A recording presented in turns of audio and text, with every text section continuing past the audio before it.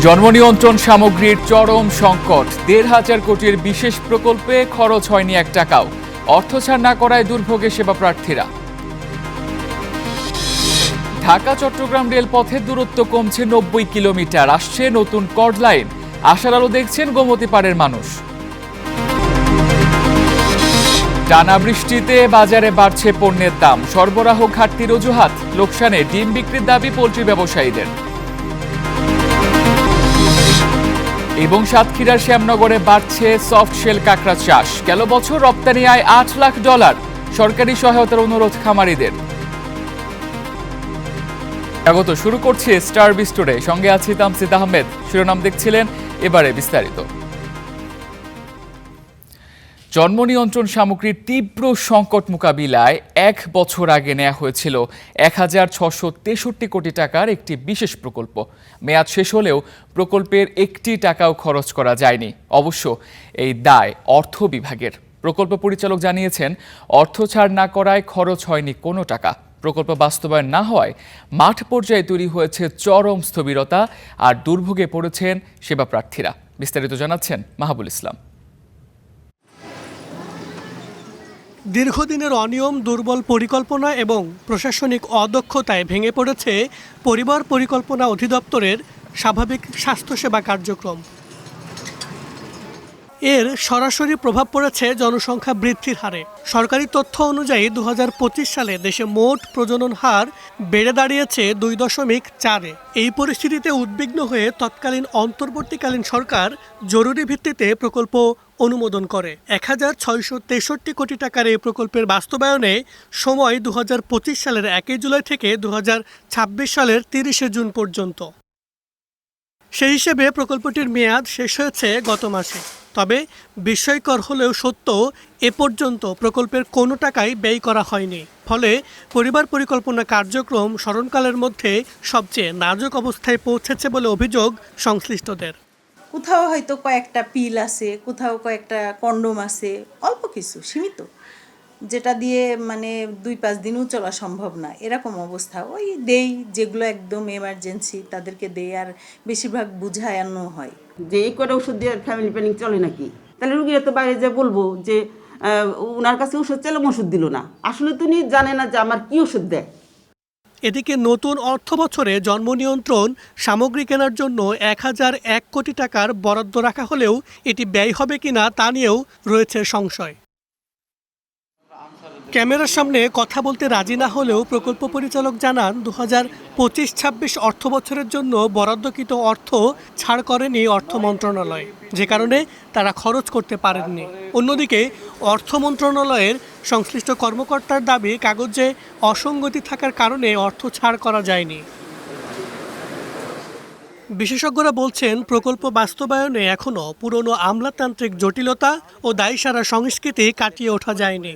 এই পরিস্থিতি থেকে বের হয়ে জবাবদিহিতা ও দক্ষতা বাড়ানোর পরামর্শ তাদের।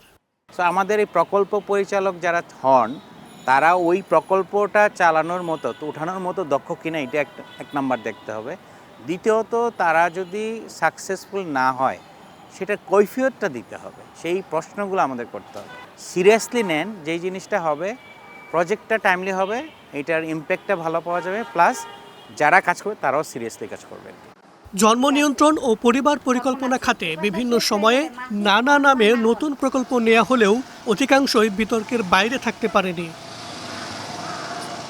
মাহবুল ইসলাম, স্টার নিউজ, ঢাকা। প্রকল্প বাস্তবায়ন না হওয়ায় ২ বছরেরও বেশি সময় ধরে সরকারি সরবরাহে নেই জন্ম নিয়ন্ত্রণ সামগ্রী। অনেকের সংকোচ ও অভাবের কারণে খোলা বাজার থেকে কিনতে চান না জন্ম নিয়ন্ত্রণ সামগ্রী। ফলে বাড়ছে অপরিকল্পিত গর্ভধারণের ঝুঁকি। মাতৃমৃত্যুও বাড়ার শঙ্কা তৈরি হয়েছে। একসময় বাড়ি বাড়ি গিয়ে বিনামূল্যে জন্ম নিয়ন্ত্রণ সামগ্রী পৌঁছে দিতেন পরিবার পরিকল্পনা বিভাগের মাঠ কর্মীরা। ইউনিয়ন স্বাস্থ্য ও পরিবার কল্যাণ কেন্দ্রেও সহজেই মিলত প্রয়োজনীয় সামগ্রী। তবে গত ২ বছরেরও বেশি সময় ধরে পটুয়াখালীতে সরকারি সরবরাহ প্রায় বন্ধ। গ্রামের নিম্ন ও মধ্য আয়ের মানুষের বড় একটি অংশ এখনও সরকারি সরবরাহের উপর নির্ভরশীল। ফলে অনেকেই জন্ম নিয়ন্ত্রণ পদ্ধতি ব্যবহার বন্ধ করে দিয়েছেন। এতে অনাকাঙ্ক্ষিত গর্ভধারণের ঝুঁকি বাড়ছে। আগে ইঞ্জেকশন দিত, সুই দিত, এখন কিছুই দেয় না। আমাকে বাচ্চা ডাঙ্গন না হইতে আবার বাচ্চা না নিল নিতে হইব। তেলে ওষুধ নাই, সুই নাই, কোনো পদ্ধতি নাই। সরকারি সরবরাহ না থাকায় পরিবার পরিকল্পনা কর্মীরাও পড়েছেন অস্বস্তিতে। শুধু পরামর্শ দিয়ে ফিরে আসছেন তারা। এতে কমে গেছে সেবা কার্যক্রমের কার্যকারিতাও। এই সামগ্রী প্রায় 2-3 বছর পর্যন্ত নেই। এখানে আমাদের মাঠ পর্যায়ে অনেক জটিলতা সৃষ্টি হচ্ছে। যেহেতু আমাদের ওষুধের এখন সংকট আছে, তাদেরকে বাজার থেকে ক্রয় করতে বলি। সেই ক্ষেত্রে তারা সবাই তো আর বাজার থেকে ক্রয় করতে পারে না। পরিবার পরিকল্পনা অধিদপ্তরের তথ্য বলছে 2023 সালের জুন মাসে পটুয়াখালী জেলার সক্ষম দম্পতিদের জন্ম নিয়ন্ত্রণ পদ্ধতি গ্রহণের হার ছিল 79.18%, আর চলতি বছরে তা কমে দাঁড়িয়েছে 75.84%। গত 1.5-2 বছর ধরে এই সাপ্লাই চেনটা একটু ইন্টারাপ্ট হচ্ছে, বাধা বিভিন্ন সরবরাহ বিঘ্নতা করছে। সেক্ষেত্রে মাঠে আমরা পর্যাপ্ত পরিমাণে আমাদের দম্পতির কাছে পদ্ধতিগুলো পৌঁছে দিতে পারিনি। কখনো স্বল্পতা, কখনো সরবরাহ না থাকে এই কারণে। জন্ম নিয়ন্ত্রণ সামগ্রী না থাকার কারণে অপরিকল্পিত গর্ভধারণও বাড়ছে।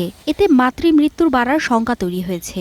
2030 সালের মধ্যে অপূর্ণ চাহিদার হার ও মাতৃমৃত্যু শূন্যে নামিয়ে আনার যে আন্তর্জাতিক প্রতিশ্রুতি রয়েছে তা পূরণ করা অনেকটাই কঠিন হয়ে পড়বে বলে মনে করছেন বিশ্লেষকরা। Desk report, star news. অর্থনৈতিক করিডোর হিসেবে খ্যাত ঢাকা চট্টগ্রামের যোগাযোগ ব্যবস্থা আরও সহজ ও দ্রুত করতে আসছে নতুন প্রকল্প। এর অধীনে রাজধানী থেকে কুমিল্লা পর্যন্ত স্থাপন হবে নতুন রেল লাইন। এতে চট্টগ্রামের সঙ্গে ঢাকার দূরত্ব কমবে অন্তত 90 কিলোমিটার।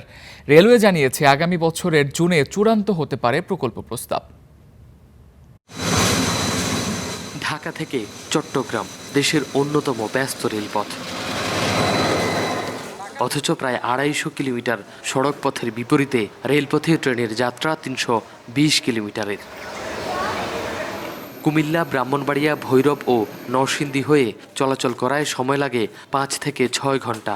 কুমিল্লা ইপিজেড আছে, সেখানে অনেকগুলি শিল্প কারখানা আছে। শিল্প কারখানার মালগুলি আপনার ঢাকা চট্টগ্রাম যেতে হলে দেখা যায় রাস্তা বই দেখতে ঘন্টার পর ঘন্টা। আমাদের ঢাকা থেকে চিটাগাং যেতে টোটাল লাগে 6 থেকে 7 ঘন্টা। এখন ইনশাল্লাহ আমরা যদি এই করলাইন চালু হয়, আমরা মেবি 2 থেকে 2.5 ঘন্টা 3 ঘন্টা আমরা ঢাকা থেকে চট্টগ্রাম ইনশাল্লাহ পৌঁছতে পারবো। এই দীর্ঘ পথ কমাতে ঢাকা কুমিল্লা রেল লাইন প্রকল্প নিয়েছে সরকার। এতে ঢাকা চট্টগ্রাম রেলপথের দূরত্ব কমবে 80 থেকে 90 কিলোমিটার, সময় কমবে প্রায় 3.5 ঘন্টা। কুমিল্লা অঞ্চলের মানুষের ঢাকার সাথে যোগাযোগের সর্বোত্তম পন্থা হচ্ছে এই কর্ড লাইন।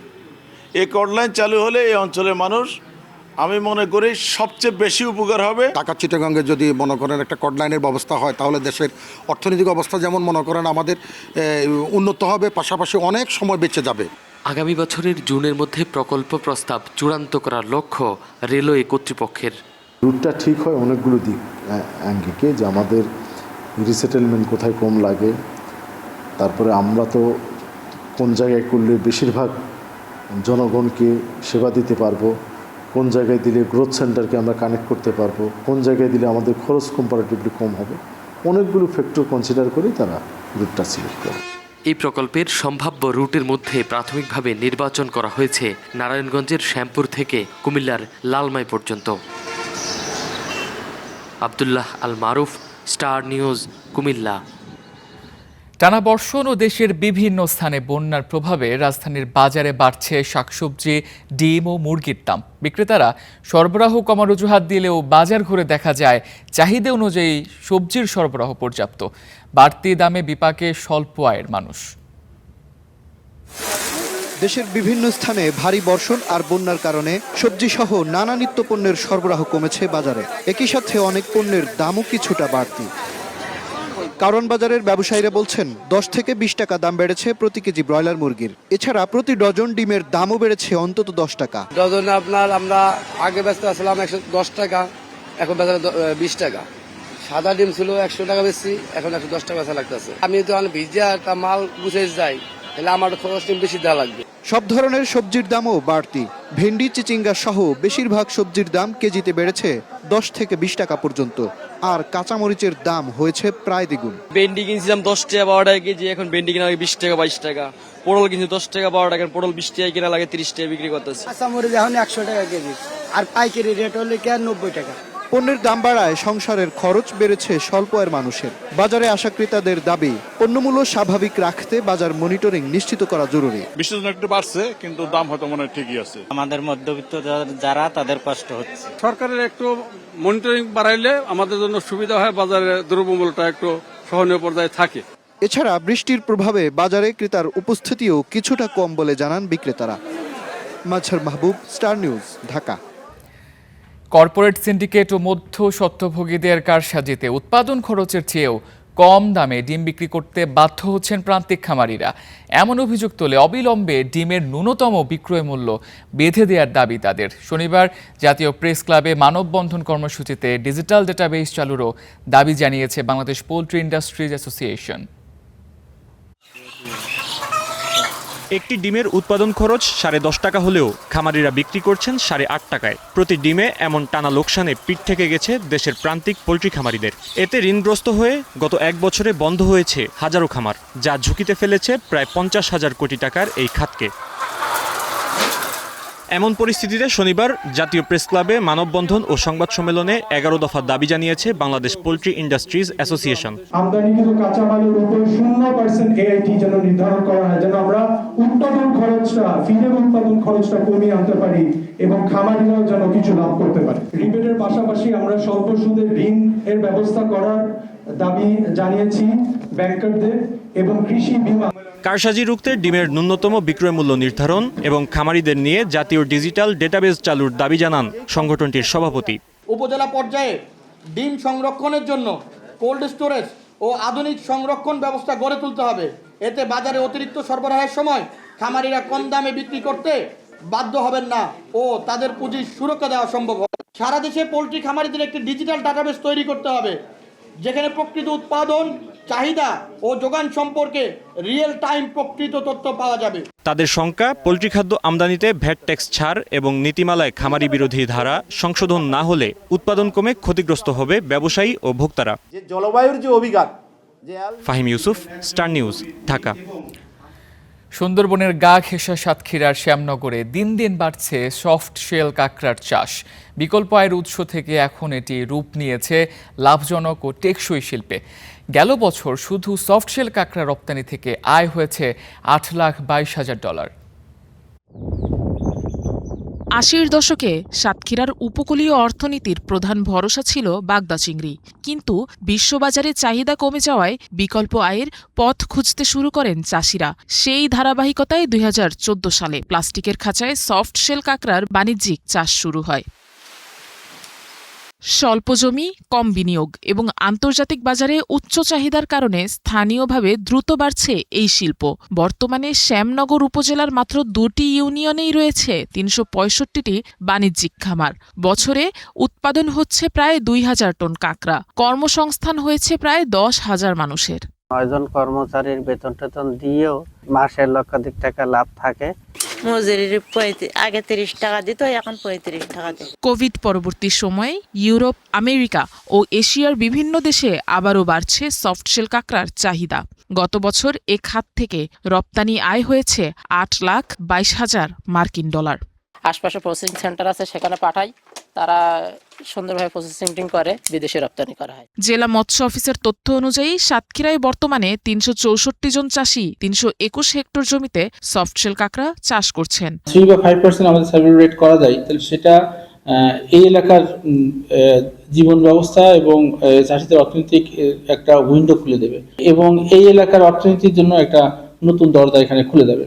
বাংলাদেশে 15 প্রজাতির কাঁকড়া থাকলেও বাণিজ্যিকভাবে চাষ হচ্ছে শুধু শিলা কাঁকড়া। তবে এর পোনা সংগ্রহ করতে হয় সুন্দরবন থেকে। Afroza Lamia, star news.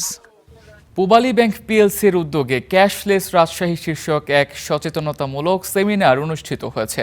শনিবার সকালে নগরের একটি হোটেলের সম্মেলন কক্ষে আয়োজিত এক অনুষ্ঠানে প্রধান অতিথি হিসেবে উপস্থিত ছিলেন ভূমিমন্ত্রী মিজানুর রহমান মিনু।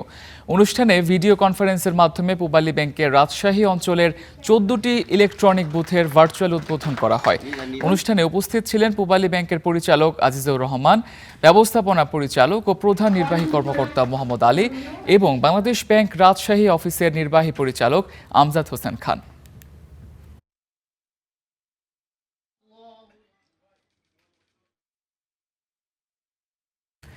দেশের কৃষি উৎপাদন ও সার সরবরাহ ব্যবস্থার সঙ্গে যুক্ত শীর্ষ সংগঠন বাংলাদেশ ফার্টিলাইজার অ্যাসোসিয়েশনের 2026-28 সেশনের নির্বাচন অনুষ্ঠিত হয়েছে।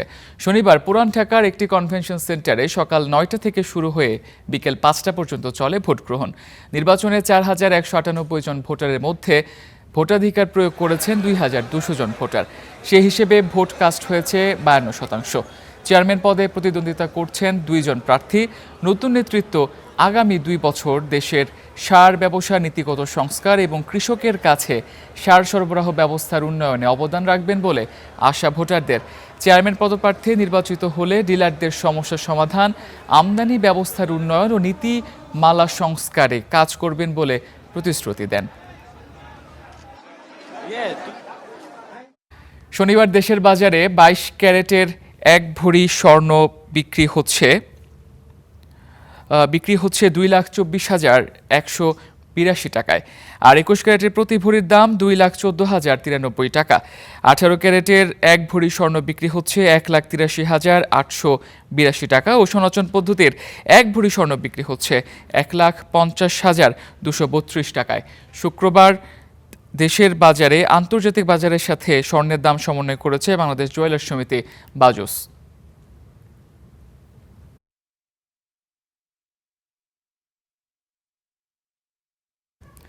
বিদেশি ঋণ পরিশোধ করতে গিয়ে বিশ্বের উন্নয়নশীল দেশগুলো শিক্ষা খাতে পর্যাপ্ত অর্থ ব্যয় করতে পারছে না। জাতিসংঘের সংস্থা ইউনেস্কো বলছে এর ফলে শতাধিক দেশের শিশুরা শিক্ষা থেকে বঞ্চিত হচ্ছে। বাংলাদেশও প্রতি বছর বাজেটের অন্তত 15% ব্যয় হয় শুধুমাত্র দেশি বিদেশি ঋণের সুদ পরিশোধে। খাদ্য, বস্ত্র, বাসস্থান, শিক্ষা ও চিকিৎসা, এই 5টি মৌলিক চাহিদা মেটানোর দায়িত্ব সরকারের। অথচ বিশ্বের বেশিরভাগ উন্নয়নশীল দেশ বাজেট বাস্তবায়ন করতে গিয়ে অতিরিক্ত ঋণ করে ফেলছে। এতে করে শিশুদের শিক্ষা নিশ্চিতে প্রয়োজনীয় ব্যয় করতে পারছে না, বরং ঋণ পরিশোধ ব্যয় শিক্ষা নিশ্চিত করার ব্যয়ের চেয়ে বেশি হচ্ছে। ফলে শিক্ষা খাতে আর্থিক সহায়তাও আগের তুলনায় অনেক কমে গেছে। জাতিসংঘের সংস্কৃতি ও শিক্ষা বিষয়ক সংস্থা ইউনেস্কো বলছে 2025 সালে বিশ্বের 113টি উন্নয়নশীল দেশ বিদেশি ঋণ পরিশোধে অনেক বেশি অর্থ ব্যয় করে ফেলেছে। সাব সাহারা আফ্রিকার দেশগুলো শিক্ষার চেয়ে ঋণে 3.5 গুণ বেশি অর্থ ব্যয় করেছে। এই পরিস্থিতি আরও প্রকট হয়েছে মূলত তহবিল কাটছাঁটে। বাংলাদেশেও চলতি অর্থবছরের বাজেট বিশ্লেষণে দেখা যায় এখানে শিক্ষার চেয়ে সুদ পরিশোধের ব্যয় বেশি। বাজেটে মোট ব্যয়ের 13% হবে শিক্ষা খাতে, যেখানে সুদ পরিশোধ বাবদ ব্যয় হবে 13.5%, যার পরিমাণ 1,27,500 কোটি টাকা। 2025-26 অর্থবছরের 11 মাসে বাংলাদেশ মোট বিদেশি ঋণ ও সুদ পরিশোধ করেছে 50,515 কোটি টাকা, যা আগের অর্থবছরের একই সময়ের তুলনায় 10% বেশি। কোভিড, জ্বালানির মূল্যস্ফীতি, উচ্চ সুদ হার আর জলবায়ু পরিবর্তনে ঋণ পরিশোধ বেলুনের মতো ফুলে গেছে। এতে সবচেয়ে বেশি ক্ষতিগ্রস্ত হয়েছে শিক্ষা ও স্বাস্থ্য খাত। ইউরোপ আর যুক্তরাষ্ট্র বিভিন্ন দেশের সহায়তার জন্য তাদের বিভিন্ন তহবিল কাটছাঁট করায় পরিস্থিতি আরও গুরুতর হয়েছে। ঈশিতা ব্রহ্ম, স্টার নিউজ। এই ছিল স্টার বিস্টুরে। এতক্ষণ সঙ্গে থাকার জন্য ধন্যবাদ।